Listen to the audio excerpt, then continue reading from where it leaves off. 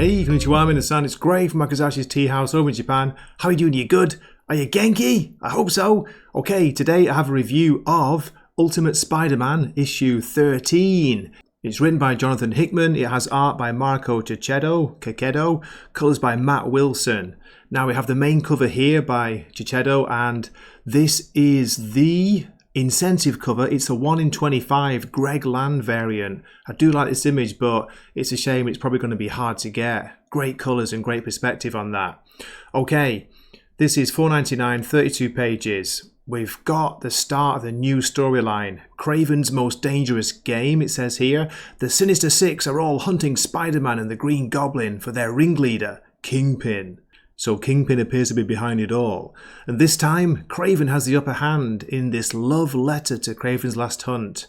I talked about this on my hot picks, hot comic picks for the week, saying it's they are big words to use there. Kraven's last hunt, huge favourite of mine. But anyway, now what this is finally getting back to some action and finally getting back to Peter. Remember Peter Parker? Do you? I do. We've got Peter and Harry. We find out where they've been and what's happened to them. We also get some Spider-Man action in this with a black suit, folks, but it's not Peter Parker in there. Can you guess who it is? I will reveal it in the story summary, the look inside the book. This is a much stronger issue than the last few for me. It feels like back to how it should be. It's back to Spider-Man, back to some good action. Yes, you do get Spider-Man in the book, although it's not, as I say, it's not who you think it is. We get a nice reveal at the end as well. One of the Ultimate Universe's supervillains is here. Well, one of the villains anyway. And there are 3 proper big members of the Sinister Six in this issue. Yeah, very enjoyable, well written, funny at times. The dialogue, Jonathan Hickman, he hits the nail on the head at times with the humour. And I love the art. I've heard kind of mixed things about people saying Marco Checchetto's art. They either like it or they don't like it. Well, I'm a big fan of him from Daredevil, great run by him and Zdarsky. So I'm enjoying it, I like it, but yeah, I can see some of the complaints, I understand, but I do prefer it when he's on the book. But hey, maybe that's just me. For a score, I'm going to say this is a good back to basics, back to Spider-Man, 8 out of 10 for me. Okay, so without further ado, let's have a look inside the book. Okay, let's start with a quick recap. In the Ultimate Universe, Spider-Man and Harry Osborn as Green Goblin are fighting crime together. Peter's wife, children and uncle are all aware that he is the one and only Spider-Man, which made Christmas all the more harrowing when Harry's wife, Gwen Stacy, called Mary Jane in a panic about her missing husband and led MJ to discover that her husband had been replaced by the highly advanced AI in his Picotech suit. Meanwhile, the real Peter and Harry were in the clutches of Kraven the Hunter. That's how we start. In case you're not aware, the Ultimate Spider-Man is happening supposedly in real time, 1 issue per month, and a month of time passes with each issue. Here we are, issue 13, opening in January. We can see snow, people looking up into the sky. It's the 31st of January and we see a silhouette, a black figure swinging between buildings. Then we get this pretty awesome big panel of the black suit, the black Spider-Man suit. The question is, who's inside? Bit of a weird bendy foot there, but hey, that's just being picky. After a bit of a bumpy landing, the mask starts to come off. It reveals Peter's son, Richard. He's saying at least it went better than last time, and we realise he's talking to the AI-powered suit. It's not Venom, don't worry. The suit tells him that his dad fell in a dumpster the first time, and he has actual superpowers. We can see Richard is not looking happy.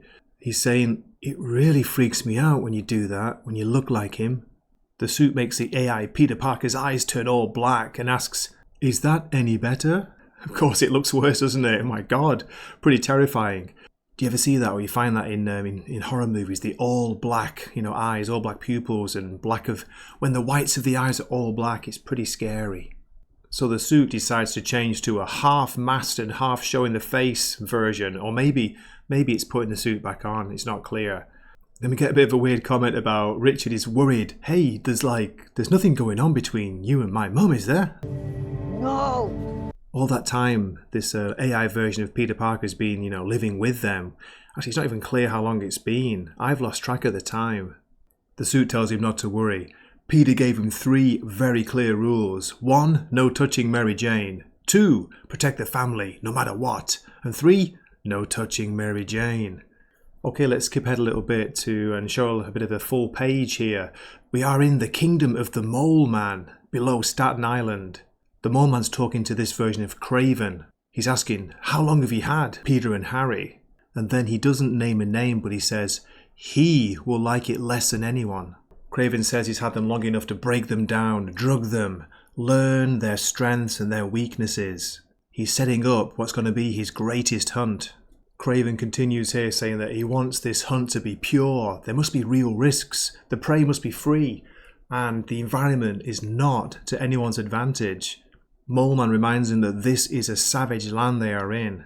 A great panel in the middle there of what appears to be a 4-armed gorilla fighting a stegosaurus. But then a voice reminds him that they're only able to do this with the permission of the Kingpin. Here, it's Mysterio, looking pretty awesome. Mysterio is warning them that whatever he does, don't anger the Kingpin. But Mysterio and the Mole Man have come for a reason. They want to see Peter and Harry. They go back to the surface and we find them here in what appears to be, I guess it's the Kraven's lair, his house, his mansion, and they're having a banquet. I can see what appears to be champagne, but what is that meat? Oh my god, it looks a bit dodgy. He's been using other drugs, as he says, to learn their hidden secrets, their greater truths. He's also fitted them with bomb collars to keep them, completely in his control. A different kind of cage for a different kind of animal. We see Mole Man tucking into the meat there. He looks pretty happy about it. Kraven boasts that he found out who the Goblin was easily. He's Harry Osborn. If you don't know the name, I'm sure you know the company he owns. Oscorp. His only family member is his wife, Gwen. And this is Peter Parker with his perfect wife, Mary Jane, his perfect children, Richard and May. Such a hard thing to hold on to. Perfection.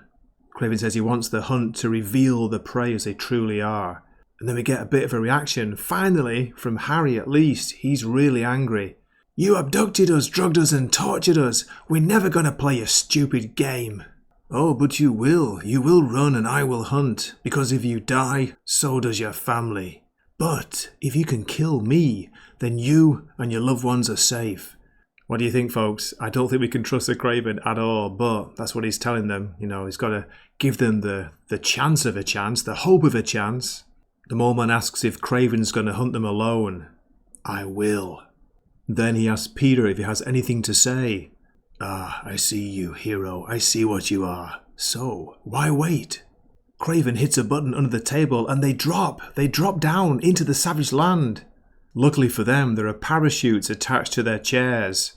They land safely, but then the collars start to beep. Oh my god, I can't get it off. Nothing happens and then we hear laughter through a speaker on the collar. Haha, it's a good joke, no. Forgot to try and do my Russian accent for the Kraven. That sinking feeling in the pit of your stomach, get used to it. And then he talks about he would never rob himself of the pleasure of looking them in the eyes, deep into their soul, before he kills them. And just when things can't get any worse, Harry, look out behind you! Oh my god! Gotta say, I love these dinosaur drawings by the artist, Checchetto. Look at that. Great detail there. We switch back to New York City and we see Richard as Spider-Man swinging through the sky again. Great image here. It sounds like he's just stopped a crime and Richard's actually shaking. The suit reassures him, don't worry, it's a natural reaction to the adrenaline your body was producing. Take a deep breath. Richard's more worried about Mum and Dad. When a mysterious hand appears and fires something which looks like a CD. It cuts his webbing line and he crashes to the ground, well, to the top of the building. If you don't want to know who it is, you can stop watching here, turn off the video right now and keep it to yourself, but I'm sure you can probably guess who it is, right? Okay, here we go. I have some bad news for you, Spider-Man. Uh-oh, says Spidey. Well, Richard, I believe you knew my father, the Black Cat. Well, I'm the new one. So we finally get our look at Black Cat, even if it's right at the very end. To be continued. Well, there you go. That was quite an ending, wasn't it? I hope you enjoyed my review and look inside the book. Do let me know what you think of the story in the comments below. I'd love to hear from you. I always enjoy hearing from people in the comments. And yeah, let's have a look. These are the 2 other open order variants. The Benjamin Sue 1 year in foil variant with Spidey and a weird looking Craven behind him, white background as well. And we also have a Gavin Guidry, I think I'm pronouncing that right, with Spidey upside down swinging through the city. Which one of those would you go for? Or do you like the main one? Okay, as always, thanks a million for watching. I really appreciate it. And I hope to see you in a future video. This has been Gray from Wakizashi's Teahouse. And I'm signing off for the night in Japan. Wednesday night here, the 22nd. Matane.